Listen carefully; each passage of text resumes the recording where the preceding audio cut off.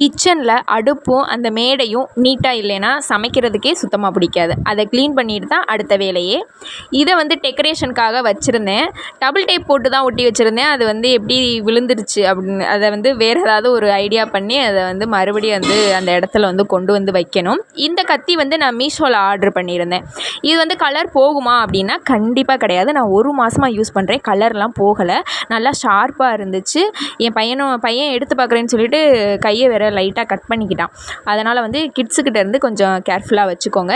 கத்தி ஷார்ப்னஸ் போச்சு அப்படின்னா ஒரே ஒரு பீட்ரூட்டை மட்டும் எடுத்து நீங்கள் கட் பண்ணிங்கன்னா நல்லா ஷார்ப்பாக இருக்கும்.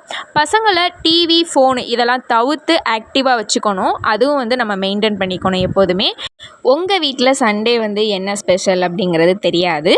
எங்கள் வீட்டில் வந்து சண்டே வந்து என்ன ஸ்பெஷல் அப்படின்னா பிரியாணி தான். பிரியாணி பண்ணலாம் அப்படின்னு சொல்லிட்டு பிரியாணி பண்ணுறதுக்கு தான் வந்து எல்லாமே ரெடி பண்ணிகிட்ருக்கேன். நான் பண்ணுற பிரியாணியில் வந்து எனக்கு வந்து இதெல்லாம் அதிகமாக சேர்த்தா டேஸ்ட்டு கொடுக்கும் அப்படின்னு நான் நினைக்கிறது வந்து இஞ்சி பூண்டு அதிகமாக சேர்த்துப்பேன், புதினா அதிகமாக சேர்த்துப்பேன், ஏலக்காய் 2 சேர்த்துப்பேன். இது எல்லாம் சேர்த்து பேஸ்ட் மாதிரி அரைச்சி வச்சுக்கிட்டு அப்புறம் வந்து தேங்காய் பால் கொஞ்சம் சேர்த்துக்கிட்டோம்னா இன்னும் கொஞ்சம் டேஸ்ட்டாக இருக்கும். அது வேணால் கொஞ்சம் ட்ரை பண்ணி பாருங்கள். அதே மாதிரி நம்ம வந்து முட்டை அவிக்கும்போது ஒரு சில பேர் வந்து ஹை ஃப்ளேமில் வச்சு அதை வந்து வேக விடுவாங்க, மூட மாட்டாங்க. அது வந்து சீக்கிரத்துலேயே வந்து கேஸ் காலியாகிறோம் அப்படிங்கிற மாதிரி இருக்கும். நான் வந்து என்ன பண்ணுவேன்னா அது கொஞ்சம் வந்து புளியாக வந்ததுக்கப்புறம் மூடிட்டு சிம்மில் வச்சுட்டேன் அப்படின்னா கேஸ் வந்து கொஞ்சம் மிச்சமாகும்ல. அதுக்காக வந்து நான் அதை பண்ணுவேன். நீங்கள் வேணால் ட்ரை பண்ணி பாருங்கள். கேஸ் வந்து காலியாக போகிற ஸ்டேஜில் தான் வந்து மிச்சம் பண்ணணும் அப்படிங்கிறதெல்லாம் வந்து எனக்கு தோணும். ஸ்டார்டிங்கில் வந்தோன்னா அப்படியே கப்பன்னு எரிய விட்டு அப்படியே தாராள பிரபு மாதிரி வந்து கேஸ் வந்து யூஸ் பண்ணுவேன். எரியுது காலியாகும்போது தான் வந்து ஐயோ மிச்சப்படுத்தணுமேன்னு தோணும். இப்படியெல்லாம் வந்து யாருக்கு தோணியிருக்கு அப்படிங்கிறத வந்து சொல்லுங்கள். ஏன்னா எனக்கெல்லாம் நான் அந்த மாதிரிலாம் இருந்திருக்கேன். அதனால தான் வந்து நான் உங்ககிட்ட வந்து அதை சொல்கிறேன். இது வந்து நான் இந்த படி அளவுக்கு உள்ளே வந்து நான் அளந்து எடுத்துக்கிறேன். அரிசியை வந்து நல்லா ஊற வச்சுட்டு வழக்கம் போல் வெங்காயம், தக்காளி, பச்சை மிளகா இது எல்லாம் போட்டு நல்லா வதக்கினதுக்கப்புறம் நான் அரைச்சி வச்சுருக்க அந்த பேஸ்ட்டை வந்து போட்டு நல்லா வதக்கிடுவேன். கறியையும் வதக்கிட்டு தண்ணி ஊற்றி எந்த அளவு வந்து தண்ணி வேணுமோ ஊற்றி நல்லா கொதித்ததுக்கப்புறம் தான் அரிசி போட்டுட்டு கொஞ்சம் வந்து நல்லா அரிசி அரைவேக்காடாக வந்ததுக்கப்புறம் 1 ஸ்பூன் நெய் மட்டும் நான் போட்டு ஆட் பண்ணிவிட்டு ஒரே ஒரு விசில் வச்சுட்டு நான் வந்து பிரியாணியை வந்து இறக்கிடுவேன். நான் பண்ணுற பிரியாணி வந்து இப்படி தான் நான் பண்ணுவேன்.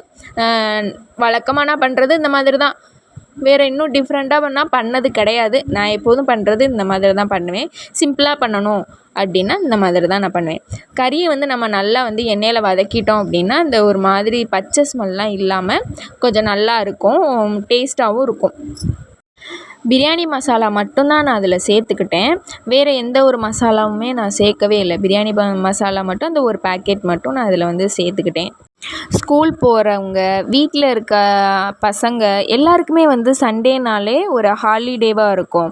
இப்போ எனக்குமே நான் வந்து ஒர்க் போகிறேன். ஆனால் சண்டே வந்து இருந்து பார்க்கும்போது எனக்கு ஹாலிடே தான். ஆனால் வீட்டுக்கு வந்துட்டு அது ஹாலிடேவே கிடையாது. அதுவும் வந்து ஒர்க் டே தான். என்ன தான் வந்து நம்ம எவ்வளோ தான் வந்து படிச்சிருந்தாலும், எவ்வளோ தான் பட்டம் வாங்கியிருந்தாலும், ஆனால் பொண்ணுங்க அப்படின்னாலே சமைக்கணும் தான். அதை ஒரு சில பேர் விரும்பியும் செய்வாங்க. ஒரு சில பேர் வந்து இல்லை நான் படிச்சிருக்கேன், எனக்கு படித்த படிப்புக்கான வேலை இல்லை, நான் சமைச்சிட்டே வீட்டுக்குள்ளே உட்காந்துருக்கேன் அப்படிலாம் வந்து நினைக்கிறவங்களும் இருக்காங்க.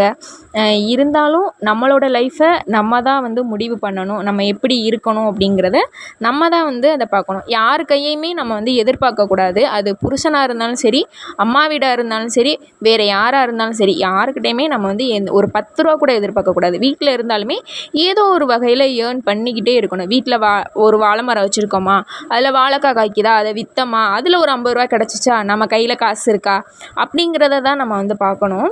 யாருக்கிட்டையுமே வந்து நம்ம காசு வந்து எதிர்பார்க்கக்கூடாது.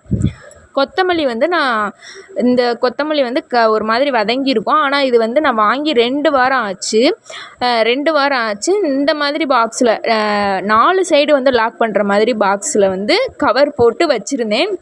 2 வாரமாக வந்து கொஞ்சம் கூட வந்து வதங்கவும் இல்லை, அழுகி போகவும் இல்லை, நல்லா இருந்துச்சு. நீங்களும் வந்து இதை ட்ரை பண்ணி பாருங்கள். கண்டிப்பாக வந்து அந்த மாதிரி இருக்காது. அதுவும் அந்த கொத்தமல்லியில் இருக்கிற அந்த டஸ்ட்டெல்லாம் நம்ம எடுத்துட்டு கழுவிட்டு கொஞ்சம் நல்லா கிளாத் வச்சு லைட்டாக தொடச்சிட்டு வச்சோன்னா ரொம்ப நாளைக்கு இருக்கும். இப்போ வந்து நம்ம சிக்கன் வந்து பொரிக்கும்போது கார்ன்ஃப்ளவர் மாவு வந்து போடுவோம். ஒரு சில பேர் அது போட்டாலுமே வந்து தூள் தூளாக வந்து எண்ணெய்க்கும் கீழே இருக்கும். அந்த மாதிரி இல்லாமல் இருக்கிறதுக்கு கொஞ்சோண்டு கடலை மாவு சேர்த்துக்கிட்டிங்க அப்படின்னா சிக்கன் வந்து அந்த கீழே வந்து அடியில் தூள் தூளாக இருக்கும்ல, கருகி போய் அந்த மாதிரியெல்லாம் இல்லாமல் இருக்கும். இதை நீங்கள் இந்த டிப்பை வந்து ட்ரை பண்ணி பாருங்கள். நான் இந்த தடவை அதை தான் பண்ணினேன். ஆனால் எனக்கு அந்த மாதிரி இல்லை.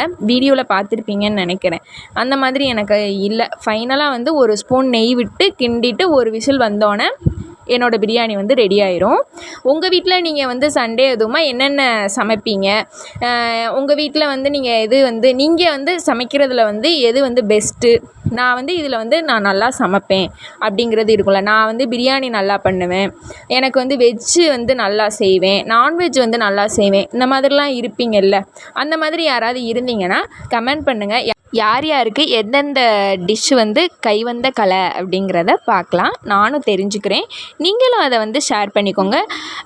அதுக்கப்புறம் வந்து சீத்தா மரம் வந்து வீட்டில் இருந்துச்சு. அதில் வந்து காய் வந்து பெரிய பெரிய காயாக இருந்துச்சு. மரத்திலே பழுத்திருந்துச்சுன்னா அணில் வந்து சாப்பிட்டு போயிடும்.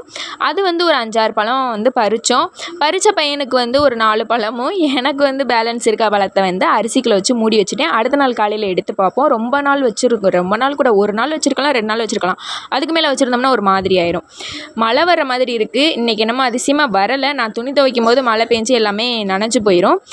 ஃபைனலாக என்னோடய பிரியாணி, நான் செஞ்ச பிரியாணி ரெடி ஆயிருச்சு. பசங்க எப்படி இருக்குன்னு சொல்ல போகிறாங்கன்னு தெரில. நான் எப்படி செஞ்சு கொடுத்தாலுமே சாப்பிட்ருவாங்க. எதுவும் குறையெல்லாம் அவ்வளோவா எதுவும் சொல்ல மாட்டாங்க. பிரியாணி, அப்புறம் முட்டை, சிக்கன் 65 இதுதான் வந்து இந்த வாரம் சண்டே அப்போ எங்கள் வீட்டில் சமையல்.